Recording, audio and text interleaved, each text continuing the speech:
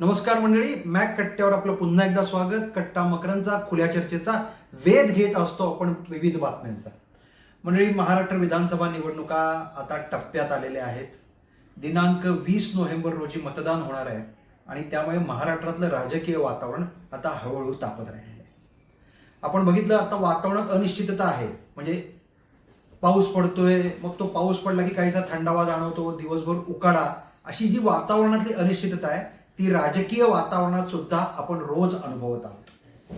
अजूनही कोण कुठल्या पक्षात जातोय, कोण कुठल्या पक्षातनं, आपल्या इकडच्या पक्षातनं तिकडच्या पक्षात, असं हे सगळं चालू आहे.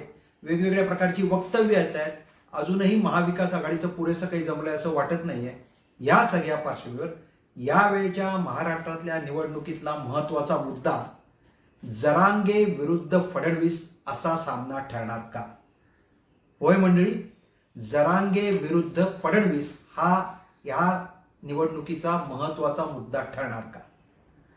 आपण सगळे बघतोय, मराठा आरक्षणाच्या निमित्ताने एक मोठं आंदोलन महाराष्ट्रात उभं राहिलं. हे आंदोलन आजचं नाही. 80च्या दशकापासून मराठा आरक्षणाची मागणी होत आहे. 80चं दशक ते 2024 या मधल्या काळात इतक्या मोठ्या प्रमाणात या सगळ्या आंदोलनाची विविध टप्प्यांवर मागणी होत राहिली. त्याच्यात कधी आक्रमकता होती, कधी आग्रह होता, कधी निवेदन होतं, कधी संयम होता, कधी उपोषण होती. वेगवेगळ्या टप्प्यावर सतत आरक्षणाची मागणी होत राहिली. बहुतांश म्हणजे 95 ते 99 हा युतीचा काळ, 2014 ते 2019 हा भाजप शिवसेना युतीचा पुन्हा काळ, आणि आता 2019 ते 2024 महायुतीचा काळ.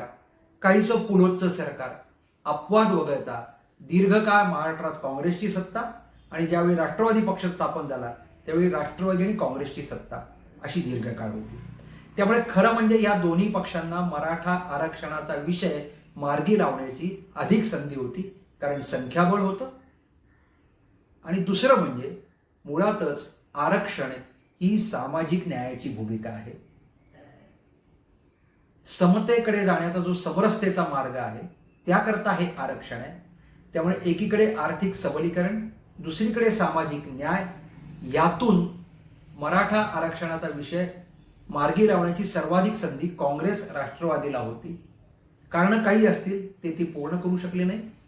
भारतीय जनता पार्टी शिवसेना युतीने त्याच्याकरता पुढाकार घेतला. आपल्याला माहिती आहे की आरक्षणाची न्यायालयीन लढाईचा आत्ता काय चाललेला आहे. 2014 ते 2019 या काळात महाराष्ट्रात खूप मोठं मराठा वादळ आलं होतं. प्रचंड मोठे मराठा मोर्चे निघाले होते. एक मराठा लाख मराठा अशी घोषणाही झाली होती. आणि संयम, विवेक याच्यातनं कधी कधी उग्रतेची भाषाही आली होती. अरे फक्त आरक्षण मागतोय, तुझी बायको नाही, असं भाषणही व्हायरल झालं होतं. त्याची क्लिपही आत्ता आपल्याला सगळ्यांना उपलब्ध आहे. यातून हे मराठा आरक्षणाची चर्चा, आंदोलन पुढे पुढे चाललेलं आहे. या सगळ्या मराठा आरक्षणाच्या टप्प्यावर मनोज जरांगे यांचं येणं आणि मनोज जरांगे यांचं आल्यानंतर हळूहळू त्यांनी मराठा आरक्षणाचा विषय जो महाराष्ट्रभर चालवला, पेटवला, खूप मोठी मान्यता मिळाली, एक स्वीकृती जरांगेंच्या आंदोलनाला मिळाली. त्यातून मनोज जरांगे एक महाराष्ट्राचं आत्ता संदर्भ बिंदू झालेले आहेत. एका अर्थाने एक सामान्य घरातला व्यक्ती इतकं मोठं आंदोलन उभी करू शकते.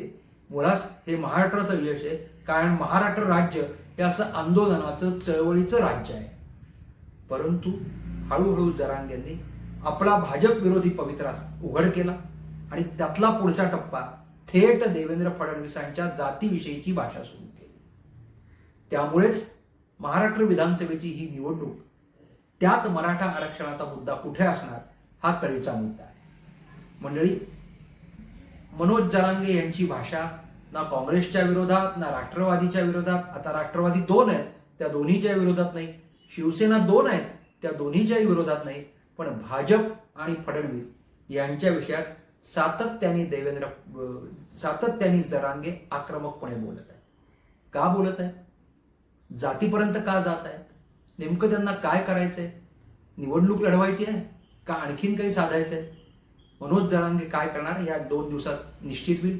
उमेदवार उभे करणार की उमेदवार पाडणार आणि आपल्याला सोयीचे उमेदवार निवडून आणणार, हे सगळं बघावं लागेल. म्हणजे महाराष्ट्रात मराठा विरुद्ध सर्व जाती असा संघर्ष करून एका अर्थाने आपला जो हेतू आहे तो साध्य करण्याकरता मनोज जरांगे प्रचारात किती मोठी झेप घेणार हे आपल्याला सगळ्यांना बघावं लागणार आहे. त्याच्यामुळे अशा प्रकारचे जेव्हा प्रश्न निर्माण होतात, सामाजिक चळवळी अभियान निर्माण होतात, ती स्वाभाविकपणे त्याचं स्वागतही होत असतं. म्हणजे कोणीच विरोध केलेला नाही आरक्षण देऊ नका म्हणून, परंतु आरक्षणाची मागणी आपण कुठपर्यंत नेतोय आणि त्यातनं आपण काय पेरतोय, म्हणजे आरक्षणाच्या मागणीतनं नेमकं आता महाराष्ट्राची जी काही वीण उसवती आहे ना, ती खूप काळजी करण्यासारखी गोष्ट आहे. आणि म्हणून मंडळी, महाराष्ट्र विधानसभेच्या निवडणुकीत आपल्याला सजग राहायचं आहे, सावध राहायचं आहे, जागरूकपणे मतदान करायचं आहे. महायुती, महाआघाडी अजेंडा घेऊन येते, मग अन्य पक्ष त्यांच्या भूमिका घेऊन येतील, पण मराठा आरक्षणाचं काय हा कळीचा मुद्दा ठरणार आहे. खरं म्हणजे महाविकास आघाडीने, ज्यांच्याकडे अजून मुख्यमंत्री पदाचा उमेदवारच ठरत नाहीये, त्यांनी एक प्रयोग करायला पाहिजे होता. जे मनोज जरांगे महाराष्ट्रभर फिरतायत आणि आरक्षणाकरता लोकांना आवाहन करतायत आणि एक चळवळ चालवतायत, त्यांनाच आपला मुख्यमंत्री पदाचा चेहरा करता आला असता. एक अतिशय सामान्य घरातला आणि जो लढतोय, रस्त्यावर उतरतोय, अशा चेहऱ्याला आपला मुख्यमंत्री पदाचा जर उमेदवार बनवला असता तर कदाचित महायुतीत खळबळ उडाली असती आणि महाविकास आघाडी अधिक घट्ट संघटित झाली असती. पण प्रत्येकालाच, हो मंडळी, सगळेच जातीच्या भाषेत बोलतात, त्यामुळे आपल्यालाही विचार तसाच मांडावा लागतो. प्रत्येकाला जशी मराठा मतांची काळजी आहे, ती सुटू नये, ती आपल्यापासून दूर जाऊ नये, तशी उर्वरित जी मतं आहेत, मग ते ओबीसी असतील किंवा अन्य जातींची असतील, तीही आपल्यापासून दूर जाऊ नये असा सगळेजण प्रयत्न करत आहेत.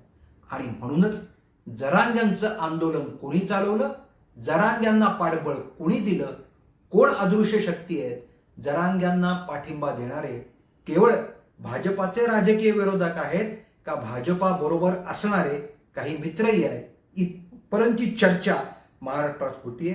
आणि या पार्श्वभूमीवर मंडळी, एका संवेदनशील मुद्द्याला आपल्याला सगळ्यांना सामोरं जायचंय.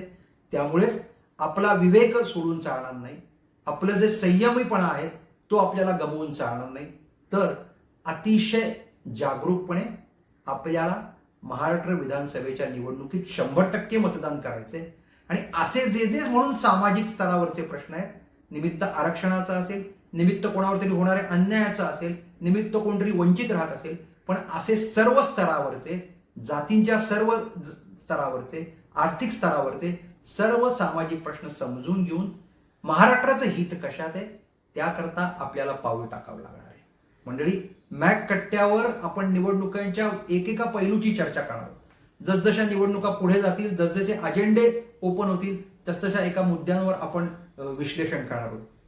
तुर्तास तरी जरांगे विरुद्ध फडणवीस असा सामना रंगवण्याचा काही जणांचा प्रयत्न आहे आणि त्यातूनच उपमुख्यमंत्री देवेंद्र फडणवीस यांचं प्रतिभाभंजन, जणू त्यांना खलनायक ठरवून त्यांची कोंडी करण्याचा प्रयत्न होतोय.